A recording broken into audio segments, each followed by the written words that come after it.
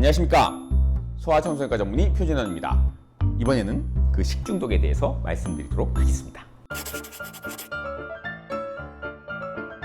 식중독은 세균, 박테리아에 오염된 음식을 먹은 후에 발생이 됩니다. 세균 자체로 인한 감염 증상이나 세균이 만들어내는 독소에 의한 증상을 나타내게 되겠죠. 배가 막 아프고 경련이 일어나고 속이 미식미식하고 토하고 설사하고 또 때로는 열도 날 수 있죠. 자, 음식을 같이 어느 식당에 가서 먹었어요. 똑같은 음식을 먹었습니다. 근데 애는 막 열나고 토하고 설사를 합니다. 근데 어른들은 멀쩡해요. 그런 경우에는 식중독일까요? 그런 경우는 식중독이 아닙니다. 식중독은 그 같은 음식을 먹었을 때 다른 사람들도 다 똑같은 증상, 경중은 좀 차이가 있겠죠. 아이들은 좀 더 심하게 증상이 나타나고 어른들은 좀 경하게 증상이 나타날지라도 어쨌든 그 음식을 먹은 사람들이 모두 똑같은 증상을 호소할 때 우리가 식중독이라고 진단을 내립니다. 우리가 세균을 볼 수도 없는 거고 그 세균의 냄새를 맡을 수 있는 것도 아니고 맛이 달라지는 것도 아니기 때문에 아이가 언제 그것을 먹었는지 우리가 참 알 수가 없어요. 그리고 어떤 경우에는 독버섯 먹고 가끔 이렇게 잘못된 얘기도 나오고 기사 가끔 그러죠. 또 생선 제품이 오염된 경우, 또 특별한 양념이 들어간 식품들 이런 거에 의해서 식중독이 일어나게 되는 거죠. 수유를 하는 정도의 나이라면은 밖에 있는 음식을 먹지는 않으니까 외식을 할 때도 아이들은 이제 따로 이제 모유수유를 하든지 분유수유를 하든지 이유식을 먹든 따로 음식을 싸가서 주잖아요. 그러니까 아주 어린 아이들은 이런 식중독에 걸릴 가능성이 굉장히 적겠죠. 그럼에도 불구하고 식중독에 대한 지식은 우리가 갖고 있어야만 이런 일을 당했을 때 우리가 대처를 할 수가 있습니다. 흔하게 생길 수 있는 식중독을 하나씩 좀 살펴보도록 하겠습니다. 먼저 보툴리즘. 이 보툴리즘 어디서 많이 들어본 이름이죠? 요즘 이제 피부과에서 많이 사용하는 보톡스. 이 보톡스가 보툴리즘균이 만들어내는 독소, 톡신이죠. 이 보툴리즘에서 나오는 그 톡신, 독소를 이렇게 소량 우리 근육에서 주사해서 주름을 펴는 데 사용하는 게 보톡스잖아요. 그래서 보툴리즘이라고 하는 거는 이 보툴리늄 클로스트리dium이라는 세균이 있는데 이 세균이 만들어내는 독소에 의해서 생기는 식중독입니다. 원래는 어마어마하게 무지무지하게 독성이 강한 독소예요.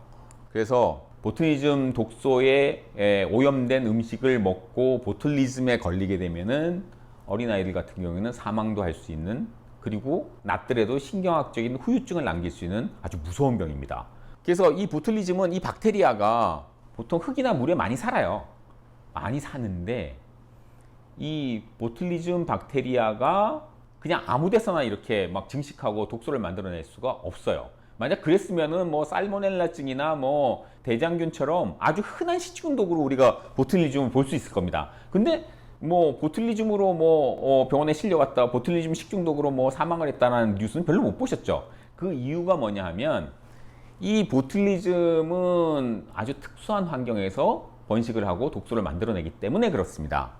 그래서 보통 우리가 볼 수 있는 보툴리즘 식중독은 통조림 때문에 많이 생깁니다. 왜냐하면 산소가 없는 상태에서 얘가 번식을 하고 독소를 만들어내거든요. 우리가 이제 보통 접하는 환경은 다 산소가 있잖아요. 그러니까 보툴리즘이 독소를 만들어내지 못하는 환경인 거죠. 그렇지만 통조림은 산소가 없는 상황이니까 보툴리즘 세균에 오염이 된 경우에는 그 안에서 번식을 하면서 이 보툴리즘 독소를 만들어내는 거죠. 그래서 가장 흔하게는 부패한 통조림을 통해서 감염되는 경우가 많습니다. 그리고 우리가 돌 이전 아이들한테 꿀 먹이지 말라고 계속 강조를 하잖아요. 소아청소년과 의사들이. 그 이유가 꿀도 이 보툴리즘에 흔히 오염될 수 있는 식품입니다. 그리고 꿀도 병이라든지 캔이라든지 산소 없는 상태에서 보관이 돼서 나오잖아요. 그렇기 때문에 이 오염된 꿀을 돌 이전 아이가 먹었을 때는 심각한 질환이 생길 수 있습니다. 돌이 지난 경우에는 설사 오염된 꿀을 먹는다고 해도 아주 그렇게 심각한 보툴리즘이 생기지 않기 때문에 돌 이전 아이한테 꿀을 주지 않는 것은 정말 중요한 얘기죠. 이 보툴리즘 독소는 신경계를 공격을 하죠. 처음에 이렇게 중독이 되면 물체가 두 개로 보입니다. 이중시력이 나타나고 근육을 마비시키거든요. 우리가 주름이라고 하는 거는 근육이 계속 긴장을 한 상태로 있기 때문에 주름이 생기는 거예요. 그 근육을 힘을 빼버리면 주름이 다 펴지는 겁니다. 그런 원리로 이제 보톡스를 미용적인 효과로 이렇게 쓰는 거죠. 그런데 실제로 이제 보툴리즘 톡신에 중독이 되면 신경계를 공격해서 눈꺼풀이 처지게 되죠. 그리고 근육이 이렇게 힘이 없게 되겠죠. 그리고 음식을 삼킬 때도 근육이 작용을 해야 음식을 삼킬 수가 있는데 근육이 마비되면은 삼키지도 못합니다. 그리고 심해지면은 우리가 숨 쉴 때 쓰는 근육이 있잖아요. 이 근육이 마비가 돼요. 그래서 호흡곤란이 오게 되고 구토, 설사, 복통 같은 식중독 증상이 다 나타나고, 그래서 보툴리즘 독소에 중독이 되고 대개 18시간에서 36시간 이내에 이 증상이 나타납니다. 그리고 심하면은 이 증상이 몇 주에서 몇 달까지 지속이 될 수 있어요. 만약에 이걸 또 제대로 치료를 안 하잖아요? 그러면 결국은 숨을 못 쉬어서 심장 근육이 마비돼서 결국은 사망할 수 있습니다. 그리고 치료를 하더라도 신경 손상이라는 후유증을 남길 수가 있어요. 그러니까 굉장히 무서운 병이에요. 자연계에 존재하는 독소 중에서도 가장 무서운 독소 중에 하나다라는 것을 잘 인지를 하셔야 합니다. 그 다음 캄필로박타입니다. 캄필로박타도 비교적 흔한 식중독의 원인균인데 실제로 이게 캄필로박타는 뉴스에는 그렇게 자주 나오진 않아요. 근데 실제로 여름철에 많이 발생하는 식중독 원인균입니다. 캄필로박타라는 박테리아에서 발생을 하고 대개 그 경로를 보면 날것이나 덜 익힌 닭고기, 또 살균되지 않은 우유나 또 이 캄필로박타에 오염된 물을 마셨을 때 잘 생깁니다. 보통 오염된 음식을 먹고 2 내지 5일 후에 울서사를 하고 배가 아프고 열도 나고, 이건 뭐 전형적인 장염 증상이고 뭐 식중독 증상이죠. 이게 이 캄필로박타라는 감염을 진단하기 위해서는 대변 검사를 해봐야 됩니다. 그래서 대변 배양 검사를 하면은 이 세균이 이제 나오게 되죠. 이 캄필로박타는 그렇게 막 몸에 해로운 세균은 아니라서 가볍게 지나갑니다. 우리가 이제 바이러스성 장염 치료할 때처럼 설사로 인한 수분을 보충하고 식사만 잘하면 뭐 며칠 안에 다 회복이 되는 그런 병이죠. 물론 이제 증상이 심하면 항생제를 처방하는 경우도 있습니다. 식중독이라고 해서 다 항생제를 처방하는 건 아니에요. 이제 햄버거병이라고 알려진 그 대장균에 의한 식중독은 항생제를 쓰면 절대 안 됩니다. 그거는 세균 때문에 생기는 게 아니라 이 세균이 만들어낸 독소 때문에 생기는 병이라서, 만약에 항생제를 썼을 때는 대장균이 죽으면서 독소를 더 많이 분비를 해서 이 병이 더 심하게 진행이 될 수 있습니다. 햄버거병을 일으키는 대장균 같은 경우는 항생제를 절대 쓰면 안 되지만 이 캄필로박타 같은 경우는 항생제를 써서 균을 죽이면 병의 기간을 더 단축시킬 수 있기 때문에 항생제를 쓰기도 하는데 보통은 항생제를 쓰지 않고도 자연적으로 낫게 됩니다. 생소한 균일 텐데 이것도 식중독을 일으킬 수 있는 균입니다. 클로스트리디움 퍼프린젠스라는 균인데 토양이라든지 하수라든지 또는 인간이나 동물의 장에서 자주 발견되는 그런 박테리아입니다. 식품 취급자가 이 세균에 감염이 된 상태에서 손을 통해서 음식으로 가고 이 음식에서 증식을 하고 독소를 생산을 해서 그 음식을 먹게 되면 이제 걸리게 되는 그런 병이죠. 이건 학교 식당에서 자주 발견돼요. 이 세균의 특징이 뭐냐면 실온이나 증기 테이블에서 장기간 방치되었을 때 잘 번식을 하고 급식에서 집단으로 감염되는 식중독에 이 클로스트리디움 퍼프린젠스가 자주 발견이 됩니다. 쇠고기라든지 가금류라든지 생선 같은 그런 이제 식품, 조리를 하고 나서 오염된 세균에 접촉이 된 상태에서 상온에서 이렇게 장시간 방치가 되면 이 균들이 잘 번식을 해서 결국은 식중독을 유발할 수가 있는 거죠. 그래서 뭐 이것도 마찬가지로 식중독의 이제 일반적인 증상들, 구토, 설사 같은 증상이 있고 식후에 이제 8시간에서 24시간 사이에 증상이 나타나고 보통 이제 며칠 이내에 이제 증상이 소실돼서 없어지는 거로 되어 있습니다. 물론 이제 이 균에 의해서 생긴 식중독도 다른 식중독하고 똑같이 수분 보충해주고 탈수를 예방해주면 이제 며칠 안에 낫게 됩니다. 다음 대장균이죠. 대장균 아주 매스컴에 많이 나오고 유명 프랜차이즈 햄버거 식당에서 가끔씩 발생하기 때문에 흔히들 이제 햄버거병으로 많이 알고 계시는 균이 대장균입니다. 대장이 원래 정상적으로 살고 있는 박테리아인데 이 대장균 중에서 몇몇 변종이 있어요. 몇몇 변종이 있는데 그 변종이 식중독을 일으킵니다. 왜 햄버거에서 자주 발견되느냐? 제가 예전에 그 정현돈 씨하고 같이 찍었던 햄버거병 영상이 있는데 자세한 내용은 그 영상을 참고해 주시면 되겠습니다. 쇠고기가 예를 들어서 뭐 스테이크다. 그러면 이제 그 속에는 이 칼이 안 들어가잖아요. 그러니까 고기 자체가 오염되는 건 아니거든요. 오염될 수 있는 쇠고기의 표면은 우리가 스테이크를 먹을 때도 그 표면은 다 익히죠.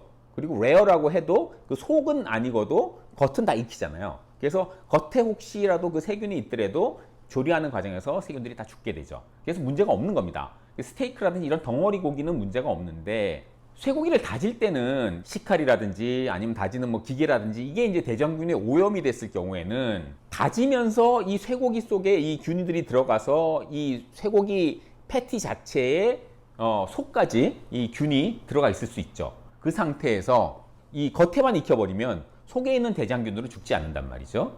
그래서 덜 익힌 쇠고기 패티를 통해서 이런 식중독이 잘 일어날 수 있고, 그래서 흔히 햄버거병이라고 알려져 있는 겁니다. 실제로는 이 대장균의 변종에 의해서 생기는 식중독이다, 이렇게 생각하시면 되겠습니다. 물론 증상은 다 비슷하죠. 식중독의 증상, 설사도 뭐 그냥 약간 물음변부터 시작을 해서 아주 물설사에 피까지 섞여 나오는 심한 설사까지 스펙트럼은 다양하게 나타날 수 있습니다. 그리고 배가 아프고 또 미식거리고 토할 수도 있고, 그런데 이게 면역이 좀 약하고 좀 어린 아이들 같은 경우에는 제대로 치료를 하지 않으면 사망할 수도 있어요. 그래서 적절하게 휴식을 취하고 수분 공급 잘 해주고 치료를 잘 해야 되는데, 단순한 설사라고 생각하고 그냥 뭐 무시하면은 잘못하면 큰일 날 수 있다. 그래서 대장균에 의한 식중독은 심한 상태까지 갈 수 있기 때문에 절대로 가볍게 생각하면 안 된다라는 거를 잘 숙지를 하시고, 좀 더 자세히 알고 싶으시다면 햄버거병 영상을 참고해 주시면 되겠습니다. 식중독 하면은 잘 이렇게 언급되는 살모넬라균입니다. 살모넬라균에 의한 식중독은 매년 여름에 나오고, 올해도 역시 살모넬라균에 의한 식중독이 뉴스를 장식하는 경우가 많죠. 그래서 살모넬라균은 가장 흔한 원인이 생고기, 뭐 닭이라든지 쇠고기라든지 돼지고기라든지 좀 덜 익힌 생고기.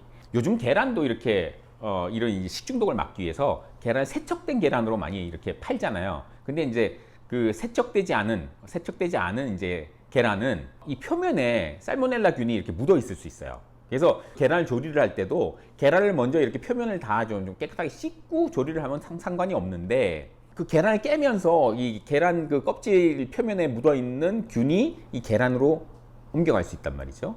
그래서 그걸 완전히 프라이를 한다든지 완숙을 하면 상관이 없는데, 반숙을 한다든지 아니면 날계란을 그냥 통째로 먹는다든지 할 경우에 걸릴 수가 있는 거죠. 또 살균되지 않은 우유를 먹었을 때 또 걸릴 수 있고, 채소를 깨끗하게 씻지 않고 채소를 씻는 조리 도구라든가 뭐 이런 데 좀 살모넬라균이 오염되어 있을 때는 채소를 통해 가지고도 옮을 수가 있습니다. 살모넬라균은 그래도 보툴리즘이라든지 대장균이라든지 이렇게 열에 강한 독소를 만들어내는 세균과는 달라서 살모넬라균은 음식을 완전히 익혔을 때는 다 죽습니다. 그리고 채소는 날로 먹는 경우가 많기 때문에 잘 씻어서 먹어야 되겠죠. 살모넬라균에 의해서 그 식중독이 됐을 때는 보통 식사를 하고 빠르면 6시간, 늦으면 이틀 후에 증상이 나타나고, 보통 2일에서 일주일 정도 증상이 지속이 됩니다. 구토, 설사 같은 걸 하는데 아주 심한 장염이 생기진 않아서 뭐 대변에 막 피가 섞여 나온다든지 그런 일은 없습니다. 그래서 살모넬라균은 보통 가볍게 지나가는데, 그래도 아이가 아파하고 탈수가 있고 열이 나거나 하면은 반드시 소아청소년과 전문의의 진료가 필요합니다. 이 시겔라라고 하는 세균도 그렇게 매스컴에 많이 나오는 세균은 아니라서 아마 좀 생소하실 겁니다. 그래도 시겔라증도 드물게 생기는 병은 아니죠.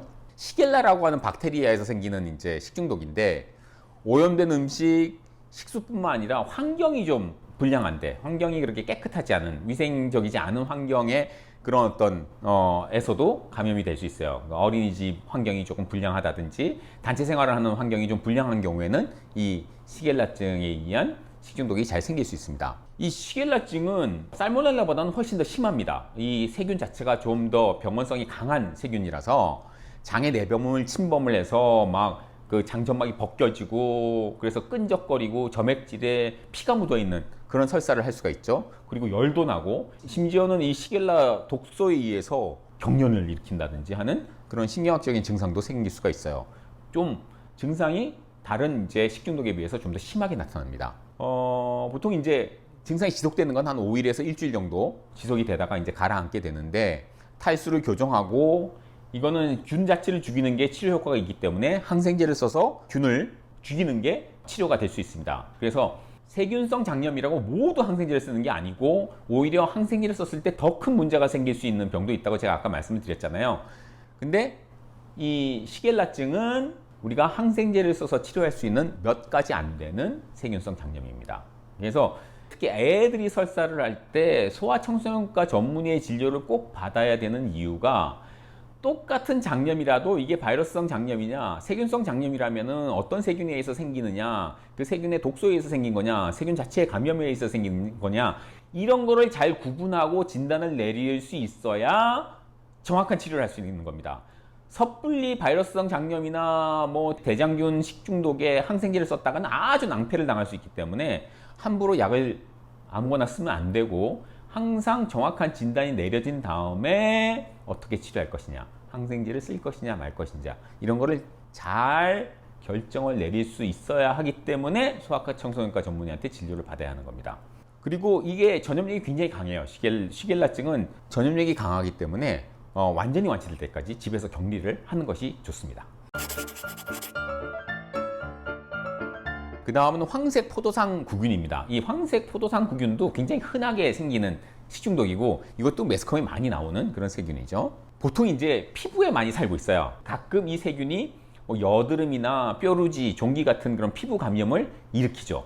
여름철에는 뭐 농가진 같은 피부병도 이런 세균에 의해서 생깁니다. 이게 뭐 여드름이라든지 종기 같은 게 생기면은 그 세균이 굉장히 그 부위에 많이 이렇게 모여 있을 거 아니에요? 그래서 뭐 여드름을 이렇게 만지거나 이 종기를 뭐 짜거나 하고는 손을 제대로 잘 씻고 소독을 하지 않은 상태에서 음식을 만들면 이 세균이 그 음식으로 넘어가겠죠. 여름철에 상온에 두면은 뭐 이 정도 음식이 한 30.8도 정도 되겠죠. 이런 온도에서 그냥 음식을 방치할 경우에는 이 포도상 구균이 확 번식을 합니다. 그리고 이 포도상 구균이 독소를 만들어내요. 일반적인 조리법으로는 독소를 파괴할 수가 없어요. 이 황색 포도상 구균 독소에 그 오염된 음식을 먹게 되면, 음식을 먹고 1시간에서 6시간 뒤에 되게 빨라요. 거의 뭐 음식을 먹자마자 증상이 생겼어요 라고 말할 정도로 꽤 빠른 시간 안에 이 증상이 생깁니다. 다음 끼니 먹기 전에 증상이 생기는 거죠. 그래서 토하고 속이 미식거리고 막 설사도 할 수 있고 이런 증상들이 나타나는데 짧게 끝납니다. 하루 정도 지속되고 그 다음은 또 언제 그랬나는 듯이 멀쩡해지는 게 황색 포도상 구균에 의한 식중독의 특징이죠. 예전에는 식중독이 걸렸다 그러면 이제 무조건 굶겼죠. 무조건 굶기고 막 입원시키고 막 수액을 놓고 막 했단 말이에요. 근데 장염하고 똑같아요. 이 식중독도 오히려 그렇게 굶기니까 더 나빠지더라는 거죠. 우리 장 속에 음식물이 공급이 돼야 장에 영양분이 빨리 공급이 되고 손상된 장점막이 빨리 회복이 돼서 장염 또는 식중독으로부터 빨리 회복될 수 있는 겁니다. 그래서 정상 식사로 빨리 돌아가는 것이 치료 원칙이다. 그리고 대부분의 식중독들이 사실은 뭐 잘 먹기만 하면은 잘 회복이 되는 그런 병들인데 빨리 병원에 와서 치료를 받아야 되는 경우들이 있어요. 아까 얘기했던 식중독 종류 중에서도 무서운 것들이 있잖아요. 그래서 집에서 부모님들이 아이를 볼 때 이런 증상, 제가 이렇게 빨갛게 표시해 놓은 증상이 생기면은 절대로 그냥 간과하지 마시고 빨리 소아청소년과에 방문해서 치료를 받으셔야 합니다. 첫 번째는 탈수 증상이 있을 때, 집에서 그럼 탈수 증상을 어떻게 알 수 있느냐? 어린아이 같은 경우에는 대천문이 있죠. 대천문이 평소에는 이렇게 약간 볼록하거나 아니면 평평해요. 근데 보니까 대천문 부위가 이렇게 움푹 들어가 있어. 몸에 수분이 부족하니까 뇌 척수액도 줄어들어서 대천문이 안으로 쑥 내려가는 거죠. 그리고 눈이 이렇게 부어 있는 게 아니라 눈이 이렇게 꺼져 보여요. 또 피부가 탄력이 없이 이렇게 잡으면 주름이 잡힌 채로 그냥 유지가 돼요. 또는 아주 쉽게 보면은 손을 잘 씻고 소독을 한 다음에 손가락을 애 입에다가 한번 넣어보세요. 그러면 원래는 침이 있어가지고 이렇게 축축하게 될 텐데 바싹 말라 있어요, 입안이. 그런 경우가 우리가 이제 아이가 탈수가 있다라고 의심할 수 있는 경우에 해당이 됩니다. 그렇게 이제 탈수가 있을 때라든지 또는 설사를 하는데 그냥 물설사가 아니고 끈적끈적한 점액질도 나오고 막 피도 나오고 하는 그런 설사를 할 때, 그리고 물설사를 아주 심하게 하고 또 변을 안 받다가 또 그 다음 변 볼 때 또 물설사를 심하게 하고 이렇게 변비와 설사가 교대로 나타날 때, 또 독버섯은 굉장히 심하게 막 급속도로 증상이 나빠질 수 있고 아주 뭐 심하면 사망까지 할 수 있기 때문에 버섯에 중독이 되었을 가능성이 조금이라도 있으면 빨리 와야 됩니다. 그리고 갑자기 기운이 없고 또는 감각이 없고 애가 막 엄청 혼란스러워하고 안절부절 못하고 이런 증상을 보일 때, 또는 뭐 술에 취한 것 같은 행동을 보일 때, 또 뭐 환각을 보이거나 또는 숨 쉬는 게 막 힘들어 보일 때, 이럴 때라면 빨리 소아청소년과에 와서 진료를 받아봐야 합니다. 식중독은 대개 이런 지침만 지켜도 예방할 수가 있어요. 날고기나 또 가금류, 닭이나 뭐 오리 같은 그런 가금류를 준비할 때는 특히 주의해야 됩니다. 날고기를 만졌던 이 손, 그리고 이 날고기나 가금류가 닿았던 음식 조리 도구들 있잖아요. 뭐 칼이라든지 도마라든지 뭐 접시라든지 뭐 이런 기구의 표면을 뜨거운 물로 다 세척을 해야 됩니다. 그리고 식사를 준비하기 전에 화장실을 갔다든지 아이 기저귀를 갈았다든지 이런 일이 있었으면 반드시 항상 손을 깨끗하게 그렇게 손 위생을 잘 지키셔야 됩니다. 그리고 손에 만약에 상처가 있다 그런 경우에는 음식을 준비할 때 반드시 장갑을 끼는 게 좋고, 뭐 그렇지 않더라도 장갑을 끼는 게 좋습니다. 요즘 조리용 장갑, 뭐 수술할 때 쓰는 것 같은 이렇게 손에 딱 달라붙는 장갑들 많이 파니까 그런 걸 집에서 요리를 할 때도 장갑을 끼고 하시는 게 좋겠습니다. 그리고 아플 때 특히 이제 속이 미식거린다든지 토한다든지 복통이라든지 설사를 한다든지 이런 장염 증세가 있는 상태에서는 음식을 준비하지 않는 게 좋습니다. 그리고 식품을 선택할 때는 통조림을 가지고 요리를 할 때는 통조림을 잘 살펴보셔야 됩니다. 야채가 들어있는 통조림이라면 야채 주변에 뭐 어떤 유백색의 액체가 둘러싸고 있는지, 또 통조림에 혹시 금이 가진 않았는지, 통조림의 뚜껑이 이렇게 헐거워져 있진 않은지, 통조림이 이렇게 부풀지 않았는지 이런 것들을 잘 보시고, 통조림이 조금 이상이 보인다 그런 경우는 바로 버려야 됩니다. 맛도 보지 마세요. 그리고 고기나 해산물 같은 거는 항상 그 구입을 할 때 평판이 좋은 업체에서 나온 제품을 쓰는 게 좋고요. 그리고 이건 이제 뭐 보통 분들은 살균이 안 된 우유를 먹을 일이 없을 테니까 어쨌든 살균이 안 된 우유는 먹으면 안 되고, 그런 우유로 만든 유제품도 먹어서는 안 됩니다. 그리고 날고기나 덜 익은 고기, 육회라든지 뭐 육사심이라든지 또는 뭐 고기를 덜 익혀서 먹는 그런 거는 좀 피하는 게 좋습니다. 그리고 다시 한번 강조드리지만 돌이 안 된 아이들은 절대로 꿀을 주지 마세요. 그리고 아이한테 음식을 줬는데 아이가 그 음식을 먹지 않으려고 해요. 그러면은 너 왜 이걸 안 먹니? 몸에 좋은 거야 하고 자꾸 이렇게 강요하지 마시고, 그럴 경우에는 혹시 모르니까 엄마가 다시 한번 맛을 보세요. 음식이 상해서 애가 피할 수도 있거든요. 그리고 조리된 음식이나 조리된 고기나 치즈 또는 마요네즈가 들어가는 그 어떤 것도 실온에서 2시간 이상 방치하지 마세요. 2시간이 넘어가면 이제 음식이 오염될 가능성이 크기 때문에 2시간 이상은 절대 머무르지 않게 하고 2시간 이내에 냉장 보관이나 냉동 보관을 하셔야 합니다. 그리고 고기나 가금류를 지금 당장 요리할 게 아니면 꺼내 놓지 마세요.